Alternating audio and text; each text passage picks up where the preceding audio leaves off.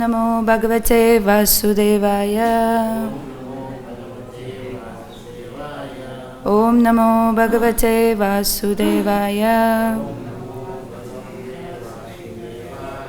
Om Namo Bhagavate Vasudevaya.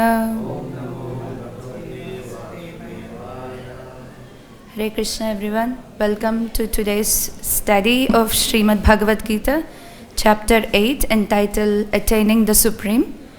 We are in the text 3 and I'll repeat the verse. Shri Bhagavanu Vacha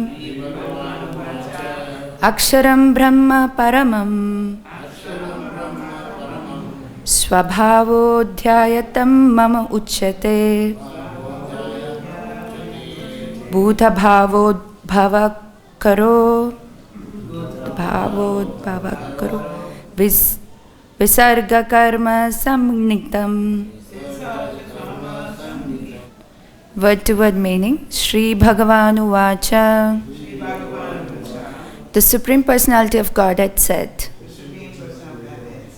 Aksharam, indestructible, Brahma, Brahman, Paramam, transcendental, Swabhavaha, eternal nature, Adhyatmam, the self, Uchyate, is called Bhuta Bhava Udbhava Karaha, producing the material bodies of the living entities. Visarga, creation. Karma, fruitive activities. Samnitaha is called. Translation purport by His Divine Grace A.C. Bhaktivedanta Swami Srila Prabhupada Ki Jai. Translation. The Supreme Personality of Godhead said, the indestructible transcendental living entity is called Brahman and his eternal nature is called Adhyatma, the self. Action pertaining to the development of the material bodies of the living entities is called karma or fruitive activities. Purport. Brahman is indestructible and eternally existing, and its constitution is not changed at any time. But beyond Brahman, there is Parabrahman. Brahman refers to the living entity, and Parabrahman refers to the Supreme Personality of Godhead. The constitutional position of the living entity is different from the position he takes in the material world. In material consciousness, his nature is to try to be the Lord of matter. But in spiritual consciousness, Krishna consciousness, his position is to serve the Supreme. When the living entity is in the material consciousness, he has to take on various bodies in the material world.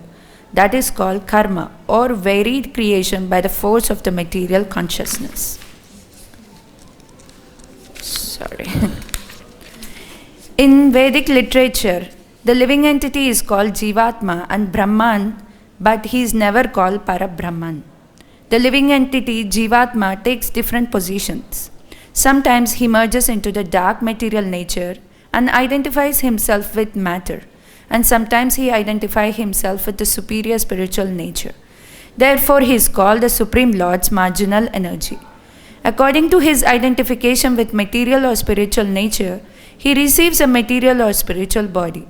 In material nature, he may take a body from any of the 8,400,000 species of life. But in spiritual nature, he has only one body.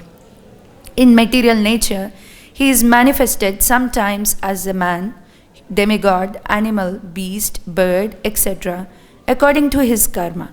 To attain material heavenly planets and enjoy their facilities, he sometimes performs sacrifices, yajna, but when his merit is exhausted, he returns to the earth again in the form of a man. This process is called karma. The Chandogya Upanishad describes the Vedic sacrificial process. On the sacrificial altar, 5 kinds of offerings are made into 5 kinds of fire. The 5 kinds of fire are conceived of as the heavenly planets, clouds, the earth, man and woman, and the 5 kinds of sacrificial offerings are faith, the enjoyer on the moon, rain, grains, and semen.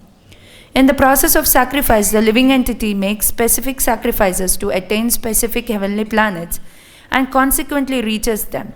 When the merit of sacrifice is exhausted, the living entity descends to the earth in the form of rain, then takes on the form of grains, and the grains are eaten by man and transformed into semen, which impregnates a woman, and thus the living entity once again attains the human form to perform sacrifice and so repeat the same cycle. In this way, the living entity perpetually comes and goes on the material path. The Krishna conscious person, however, avoids such sacrifices.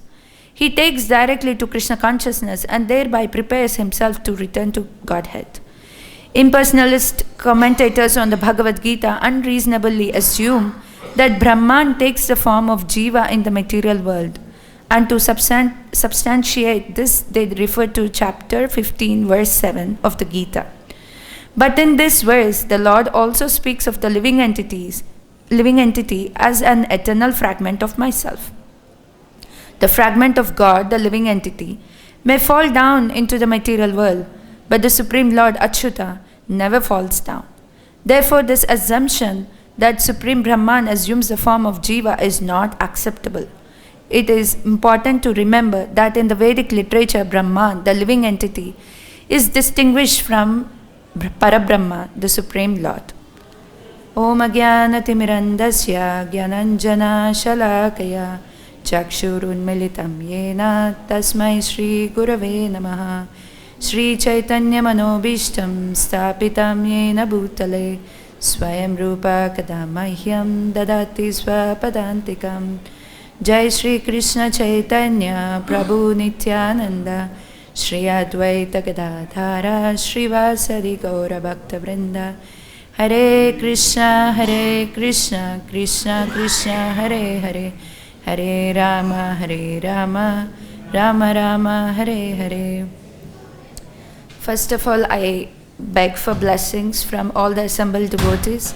Although I'm most unqualified and nowhere to comment or speak, but I have learned something out of this verse today, so I want to share whatever my little learning is.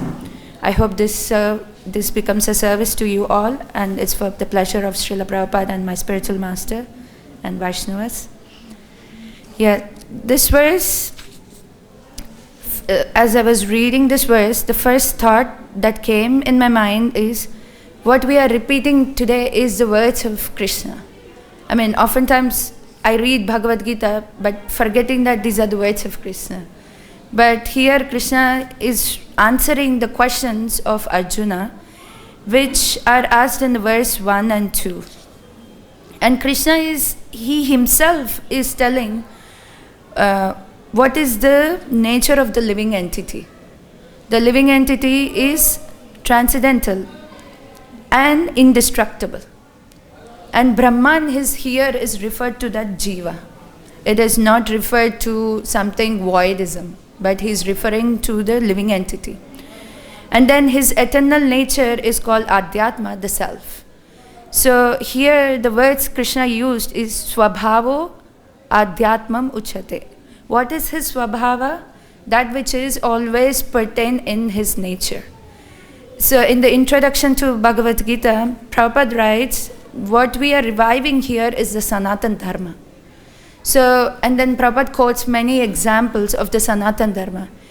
Very familiar examples that we are aware in the material world. Like, what is the Sanatan Dharma of water? To be in the liquid state. What is the Sanatan Dharma of the sugar? To be sweet. Similarly, what is the Sanatan Dharma of the living entity? Is to serve. So this is the Swabhava of this Brahman, which is the transcendental living entity who is indestructible. And another interesting thing Krishna speaks about is how the karma is coming into action. The karma is not something, the work we just do and leave it, but it's action that is propelling, like, to get a material body. So these activities that will that will give, not help, that gives a living entity a material body. This is called karma. And in the purport, Prabhupada describes in the very beginning, he mentions the distinction between the Brahman and Parabrahman, because he wants to make sure we understand that Brahman, he is here, not the voidism, but is actually the living entity. And there is a difference between the living entity and the Supreme Lord. So from the beginning of the purport, in the end, he begins with the purport saying that there is a difference. And in the end, while ending the purport, he's also mentioning the same point, so that we don't misunderstand a bit what is Brahman. Because usually it's a very familiar concept amongst the spiritual seekers. Oh, Brahman. Brahman means something which is all pervasive, and that means which is all pervasive. That's one aspect of the Brahman, but they also think that I also get merged into that pervasiveness. And Arjuna asked these questions. He asked 8 questions in the beginning of this chapter, text 1 and 2. So these questions are arising from text 28 and 29 and 30 of the previous chapter, knowledge of the Absolute, which is the foundation for this chapter.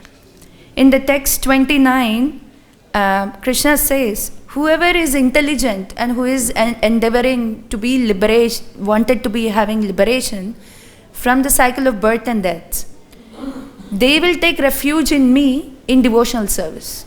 So indirectly he is already hinting that if you don't want a material body, the only way is you have to engage in my devotional service. And this is the activity of the intelligent persons. And then he says that they are called Brahman because they entirely know everything about transcendental activities. So this jiva has turned his consciousness from material consciousness to the spiritual consciousness. That's what Prabhupada also talks. Unless we are in the material consciousness, our nature is to lord over the matter. But as soon as we come to this Krishna consciousness, here we are engaging as a servant and we are offering service to the Supreme Lord.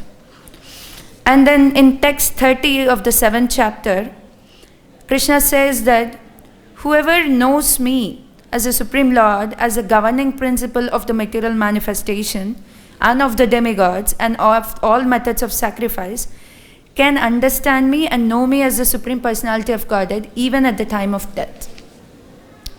So here Arjuna is not just questioning for himself. We see in the beginning of the Bhagavad Gita, he raised many questions because he was thinking that if I kill all my relatives, all the men who have gathered in this battlefield, he has quoted many reasons why there should not be a war, why I don't want to fight. And he is thinking that if I will do something they will lose their lives and there will be destruction. But Krishna is raising his consciousness and he's saying that you have to fight because this is your dharma. And also at the same time he gives the spiritual knowledge, how he is not the body but the spirit soul. Why we came to this point? Sorry, I just... my bad. Sorry. Yeah, so he also now, when Arjuna is asking this question, Krishna already hinted, right, in the previous chapter, that at the time of death, if someone is thinking about me, they will come to me. So again here, Arjuna is also asking, so how is that people should engage in devotional service in such a way that they know you at the time of death? So the first 7 questions are answered in the text 3 and 4. But the last question, how they will be engaged in devotional service at the time of death, is answered in the rest of the chapter. So we see the emphasis of Krishna also, how much he is wanting us to reach to him. Because every living entity who has taken a material body, they have to give up this body. So death is assured. Everyone comes with a birth, like a birthday, and they also have an expiry day. So Krishna is not just emphasizing the things that are happening in between, but the final goal how one can reach to him. And then in this particular shloka today, so there are 3 questions answered. The first question is, who is Brahman? That is the living entity, the self. And then what is his nature? That is the eternal nature, is to engage in the service. And what is the fruitive activities? The action that's pertaining to develop the material body for the living entity.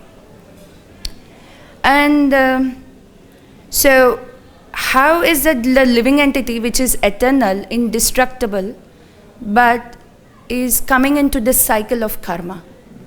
Interestingly, Prabhupada gives, I read it from His Grace Burijan Prabhu in the Surrender Unto Me in his commentary. Burijan Prabhu was mentioning that Prabhupada has he has a technical description of the karma here. He is quoting from the Chandogya Upanishad, where by doing a sacrifice, the living entity is raising his piety and he's going to the heavenly planets. And then once he's exhausting his piety, he's coming back down in the form of the rain, and then he transforms into the grain, and then that's eaten by the man and impregnates the woman, and then he gets the material body again as a human being. And here also, Prabhupada mentions about 5 kinds of offering made into 5 kinds of fire. So the 5 kinds of offerings are faith, enjoyer of the moon, rain, grains, and semen. And 5 kinds of fire are heavenly planets, clouds, earth, man, and woman. So what happens? A man, the living entity, is performing yajnas. And when they're performing the yajnas, they have faith in this Vedic process. And they're investing in their faith, they're performing a Vedic sacrifice. And by the result of that Vedic sacrifice, with the success of that result of that Vedic sacrifice, they're raised to the heavenly planets. So they become the enjoyers in the moon planets. What do they do there when they go there? They taste Somarasa. This is one of the ideas of the living entities, to go to the moon planets and to taste the Somarasa. And once it is exhausted, they come back. And then we see this one in the Bhagavad Gita 9, 20 and 21, where Krishna also speaks about, so attaining heaven by piety. So whoever knows the 3 Vedas, they go there, they drink the Somarasa, they purify their sins, they try to increase the longevity of their lives. But at one point, it exhausts. And then what happens after this results of this piety get exhausted? They come back to this mortal plane. So, and then again, they're entangled in the cycle of birth and death. And then how do they fall down? They don't just fall down like anything. They fall in the form of the rain grains. They fall in the form of rain. What does it mean? They're taking shelter. This is such a interesting mechanism which we never heard, at least in the scientific science books. I mean, I studied science a little bit in my school and my university level. But everyone talks about how the life emerges from the matter, but they never talk about the living entity or the soul, how it's taking different mechanical process. So when the living entity is falling down, it takes the shelter of the rain. I don't know how, but it does. That's what the Chandogya Upanishad says, and that's what Prabhupada is quoting here. And then he falls down on the ground, and then he takes the shelter of the grains. And when these grains are eaten by the man, that turns in the semen, he takes the shelter of the semen. And we read in the Bhagavatam, Kapila Muni was talking to Mother Devahuti, and he says, Karmana Daiva Netrena. So even in that shloka also, Kapila Muni is talking how the jiva is actually taking shelter of the semen. I mean, what does it mean? It's not that, it is the process. Because to fulfill the desires, the living entity, although it is transcendental, it needs a cover-up. So it is taking the shelter of the semen, and when impregnated in the woman, it is taking a man form. And then the human form is coming back. And earth is the only place where you can perform karma, where you can either go higher to the higher planets, or you can degrade yourself and go to the lower forms. So here, this karma is not just the aspect of, you do good, you get good, you do bad, you get bad. No, it's much more than that. If you are engaged in karmic activities, then you get a material body. Whether you engage in pious or impious, you get a material body. And how many number of material bodies are there? 8.4 million species of life. You can get a human body, you can get a demigod body, you can get a beast, you can get a bird, you can be a fish, you can be a tree. This is such a vast spectrum of the material bodies. But what is the jiva doing in these material bodies? He is constantly looking for happiness. That happiness which he is trying to squeeze in every material body he is acquiring. In all material bodies, basically he is doing what? Eating, sleeping, mating, and defending. Same things, again and again. But he is not happy. But when he turns back himself into the service of the Krishna, he actually experiences the real happiness. Prabhupada also gives this nice example of the bird in the cage. A lady was having a bird in a golden cage. She's always polishing, cleaning, wiping, dusting the cage, but she forgot to feed the bird, and eventually the bird died. But if someone is taking care of the bird would be alive. So the whole materialistic society is based on this external identification, and the support is given to the external body, mind and body engagements.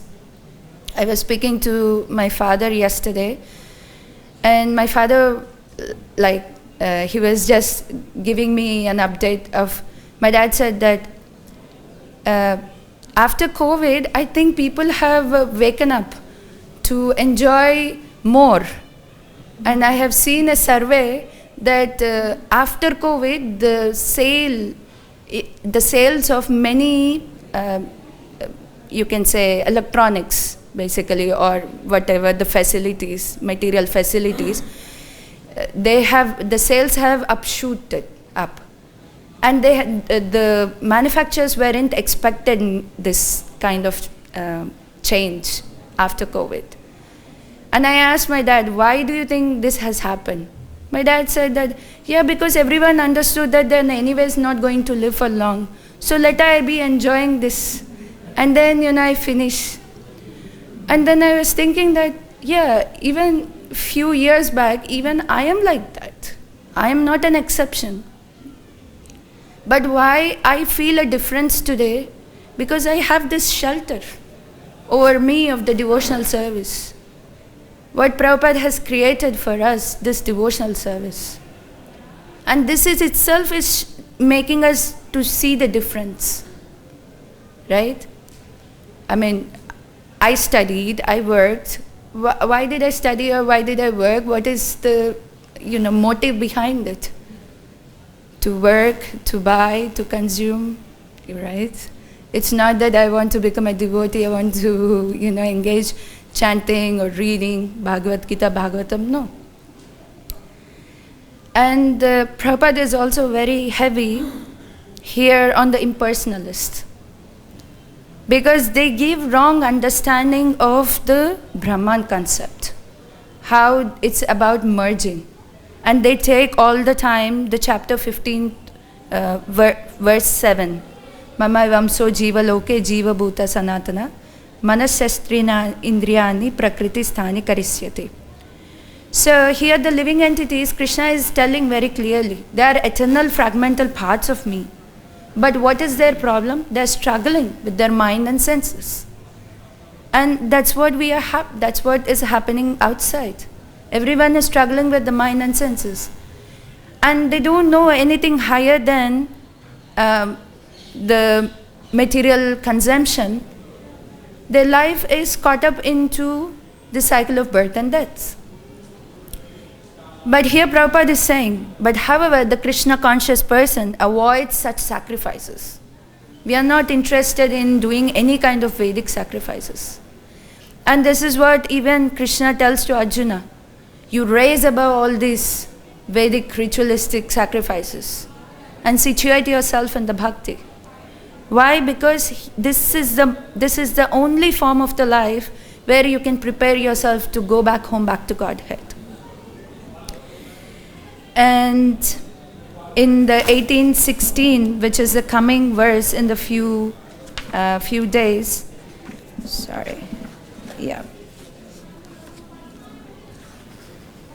Krishna also says, Abrahma bhuvana loka punar avrittino Arjuna mamupetu kaunteya punar janma na vidiyate. So everyone in the planets up to the Brahmaloka, down to the Patalaloka, everyone is going in the cycle of birth and death. But whoever returns to me, they will not come. What is this? What is Krishna doing? Krishna is promising someone. So we have a choice always, whether to choose the Lord or whether to choose our sense gratification. And while studying, it's just Krishna's mercy, I came across one BTG article. It is an issue of 1981. I usually don't really read BTG articles, although I have desire, but somehow I'm not at that point. But somehow this is Krishna's mercy. I read this article, and this is such a nice article. This is by Swatswarupa Das Goswami Maharaj. He's the editor of that article. He mentioned transcending the laws of karma. And in this article, Prabhu was Maharaj or Prabhu? I don't know. Maharaj, sorry. So Maharaj was mentioning a real-time story of a lady called Nadini. She is a mother of 4 children. And one of her son, Ravi, at the age of 7, at that time he was age 7, but he was born dumb and deaf. But Nadini, she learned the art of science, and she was teaching her kid. But this boy was not able to accept seeing his siblings, his brother and sisters, that they are able to speak and talk and hear, but he is not able to. So sometimes he becomes very rough that he beats her, he beats the mother, or he doesn't understand. I mean, you can understand what might be going through in that boy's life. It's not so easy to accept when other 3 children are so normal and he's not able to access it. And somehow Nadini came to Krishna consciousness. And then, but this child was always asking this question, why is this happening to me? And this question is very perplexing for this lady. So, and then she came to Krishna consciousness, and then even she was not able to answer, but she was looking for this answer. And Maharaj was mentioning that our authority to find the reasons would be psychological reasons or physiological reasons, or we go to material scientists, we analyze physics or chemistry or biology. So we take different, different parts of the science or parts of the existing available knowledge branches. But none of them actually gave her the answers. And then she actually went to some doctors as well. And then the doctors were giving reasons that, when you were pregnant, you were actually had some kind of disease. That's why the boy was born deaf and dumb. But these answers were not very pacifying to the child. And Maharaj was mentioning that how this karma works. It is between the cause and effect. karma means the cause and effect. And if someone is throwing the coin up, it will come down. There is a cause and then it will come down. That's the effect. And Prabhupada also gives an example of a businessman. If he does a good business and he gets profit and he accumulates wealth and then he is wealthy, but he spends away all the money and he's not doing business very well, then he suffers. So enjoyment and suffering is based on the action, it's cause and effect. So the body is just an external covering of the Atma, but we are going through this karma, the chain of suffering and enjoyment is based because of the karmas, whatever we are getting. And then as she was learning about Krishna consciousness, then she has shown this particular picture to her son, the transmigration of the soul. And in this transmigration of the soul, she was explaining her son Ravi that how everyone is passing through different bodies.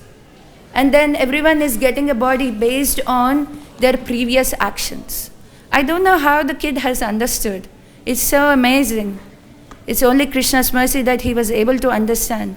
But the boy understood that whatever I am going through is because of my past karma. And that's why I am suffering and others are not suffering.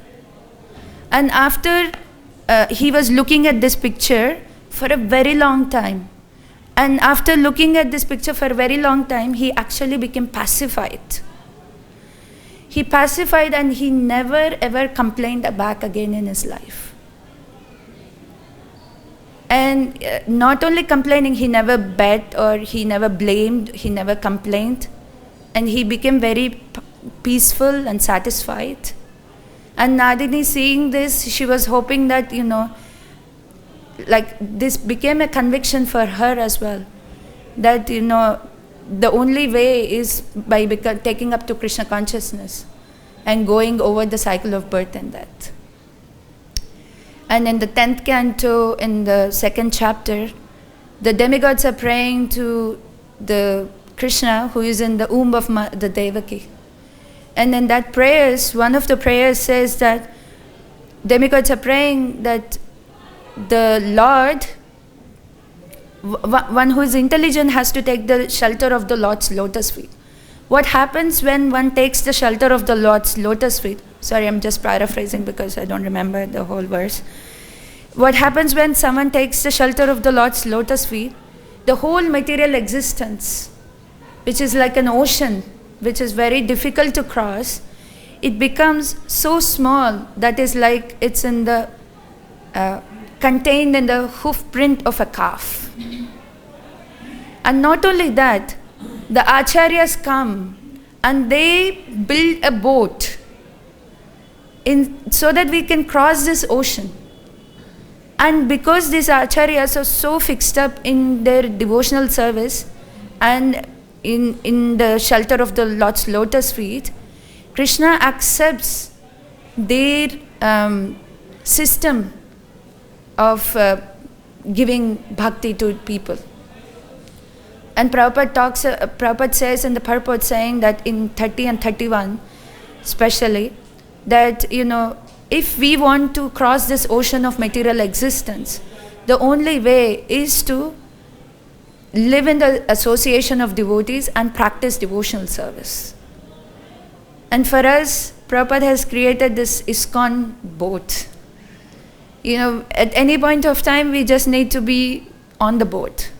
That is our duty. And just practice the 9 processes of bhakti. And Prabhupada also mentions in that purport saying that even if someone performs only one anga of the bhakti, still he will become successful. And if he performs 9, then also he is successful. And they leave this boat, and Acharyas doesn't really require this boat. They already crossed. They leave the boat for us to cross. So, although the karma is very entangling, but because we have this mercy of the devotional service, the mercy of the acharyas and the association of the devotees, we can make best out of the bad bargain. So if anyone has any questions or comments, please. And please forgive me for my shortcomings. Hare Krishna. Yes. You were speaking about the souls they are coming. Yes. So Lord is giving that the soul come through the veins. Yeah. And it is in the born in the brain and then the brain cycle by man. So I feel that the souls are coming regularly, not only in the rain, through sunshine, through moonshine also the souls are coming. Because we see the moon is also giving the taste to the vegetables and fruits. Uh-huh. And also sun also giving the energy to those things. So souls come in so many different ways, and they are eaten by the man and then is pregnant. Well, I don't know about that, but in the third canto, in the chapter 11, Prabhupada talks about in the sun rays, they are actually hexagonal atoms. The hexagonal atoms. So if someone wants to see hexagonal atoms, they can see with the naked eye, like the dust particles. But Prabhupada never mentioned about the living entities coming in that way. So I don't know much. But yes, in the chapter 15, again we read that the moon is the source of the living life source. So that means there is energy, but I don't know if that is soul energy. I mean, this science itself is very intriguing for the mind. The rain is given by 4 months, and it's the rains it grows and it takes time and for everything. Then grains are stored and they are given to us. The process is very long also. Yeah. But still the living entity, every second there are living entities are born. Yes. Not only human or any all living entities. So there are so many activities which are Lord is performing. So we cannot come to know how the Lord's performance is there. Yeah. This is inconceivable for a living entity to understand Lord's potency. But if we totally understand that whatever the Lord does, He does by His will, just like the example of a cobbler and a Brahman is given. Yeah. The cobbler is saying that the small seeds and from the small seeds soon banyan tree is grown. So we have to just meditate on the Lord, what Lord is doing. He can do everything, but sometimes we are bewildered by these actions. But if we just concentrate on the Lord's activities, whatever activity is performing, that is inconceivable and we cannot conceive those things. Yeah. Thank you so much. Yes. Like two sons are born to parents, Mm-hmm. but they are entirely of different nature. Yeah. So how to relate them to the karma of the parents? One is very good natured person, boy, and the other is very bad and very harsh and all whatever you say.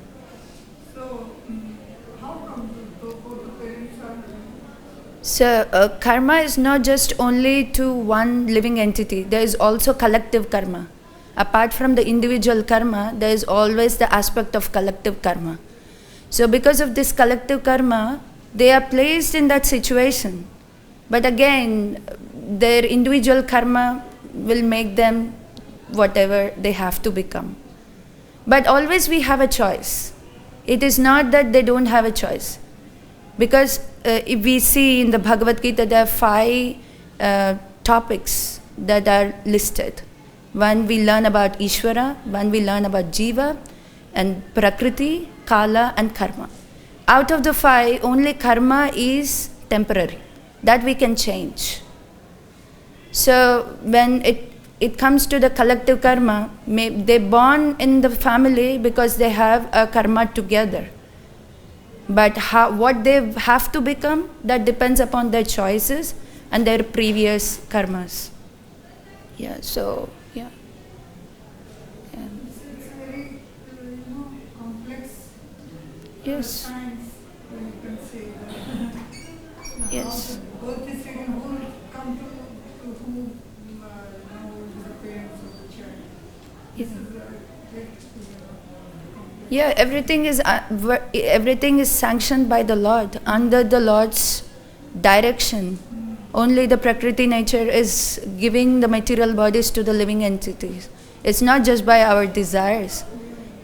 Yeah. The desire means that if we want a good offspring, there is process for this. Yes. You can go through that sanskara,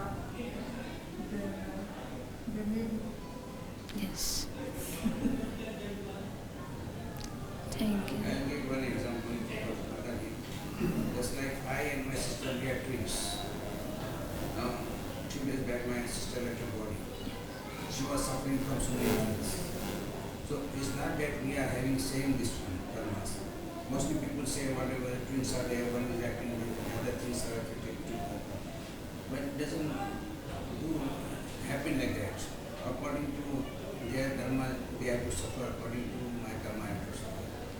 So we don't have to see that because we are born twins and our nature we should be same, everything should be same. This is not possible. Due to our karmas, as you are saying, and collective karma also is there. Yes, These yes. things are happening. Yes, yes.